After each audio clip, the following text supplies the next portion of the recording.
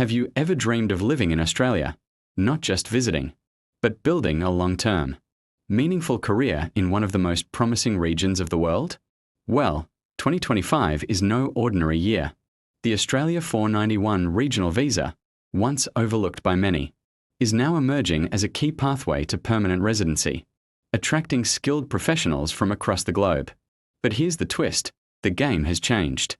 In 2025, we are witnessing strategic shifts in state nominations, a tighter focus on priority occupations, and a renewed push for migration to regional zones where your skills aren't just needed, they're in demand. Engineers, IT professionals, healthcare workers, teachers. The 491 visa could be your golden ticket, but only if you understand the trends before they close the doors. States like South Australia, Tasmania, and NSW regional zones are quietly adjusting their criteria, raising the bar in some areas and opening the floodgates in others. The government is rewarding those who are ready to commit to regional growth, fill critical gaps, and bring real value to the communities that need it most. But don't let the opportunity fool you. Competition is fierce, and the selection process is becoming smarter and more selective. So in this video, we are breaking down the latest 491 visa trends, what occupations are rising, which states are leading, and how you can position yourself strategically to secure your spot in Australia, not just as a visitor, but as a future permanent resident. Let's dive into the 491 journey, where your career meets migration in 2025. Here's a comprehensive breakdown of the Australia 491 regional visa trends in 2025, covering eligibility, occupation shifts, state nomination updates, competition, PR pathway advantages, and expert predictions. What is the 491 visa? The subclass 491, a skilled work regional, provisional visa, allows skilled workers to live, work, and study in designated regional areas of Australia for up to 5 years, with a pathway to permanent residency through the 191 visa after 3 years. Key trends in 2025. 1. Increased focus on regional growth. The Australian government continues to push migration into regional and low population areas. More funding and support is being directed to regional infrastructure, healthcare, and education, creating real career opportunities. 2. Tighter, prioritized occupation lists. States are now selecting occupations more strategically, focusing on health and aged care, nurses, allied health, engineering, civil, structural, electrical, ICT, cybersecurity, software devs, business analysts, education, early childhood and secondary teachers, trades, plumbers, electricians, mechanics.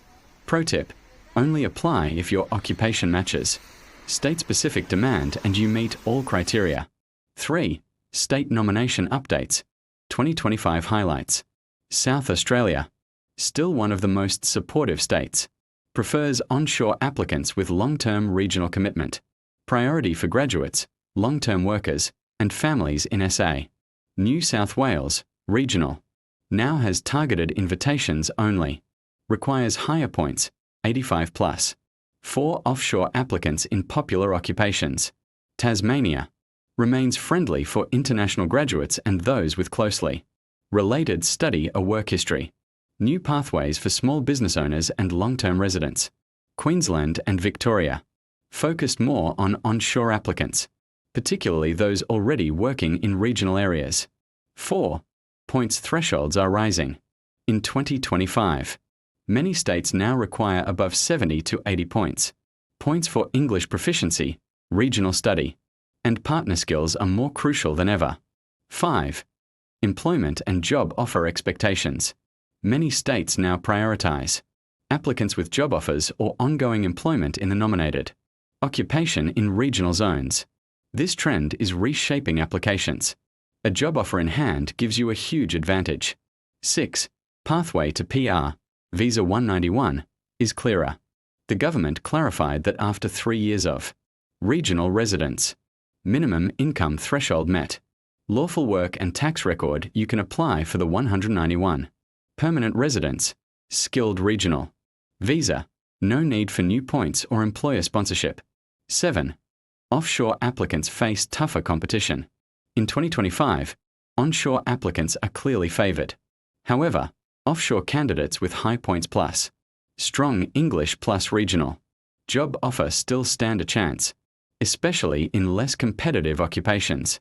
Common mistakes to avoid: applying with irrelevant experience, not matching state-specific criteria, applying with low English scores, below 7 IELTS bands, failing to show genuine regional commitment.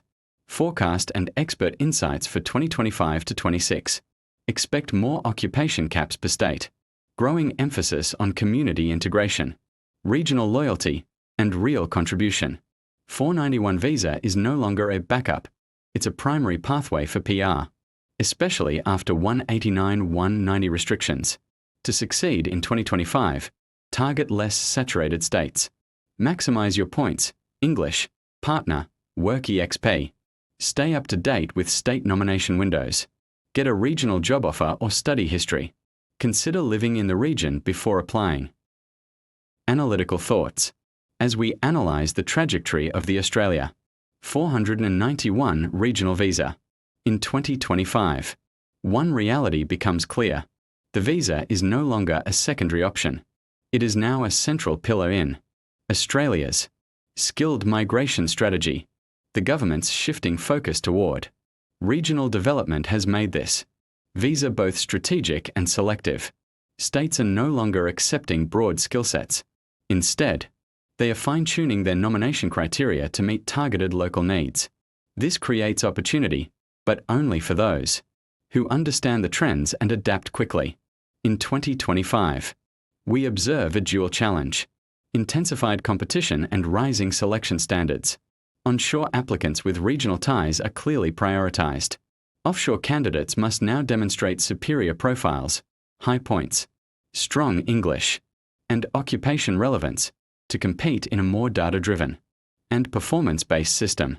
From an economic lens, the 491 visa is being positioned to address regional labor market shortages, boost local economies, and promote long-term population retention outside metro cities. From a migrant's perspective, it offers a realistic, clear, and achievable pathway to permanent residency, but only through genuine regional contribution. So, analytically speaking, success with the 491 in 2025 depends on three key elements. 1. Strategic positioning, choosing the right state and occupation. 2. Evidence-backed applications, strong employment, education, and commitment to regional life. 3. Timely action, nomination windows are limited, and delays can cost opportunities. Those who treat the 491 as a serious, career-aligned migration strategy, not just a backup, will find themselves ahead in a system increasingly driven by merit, locality, and regional value.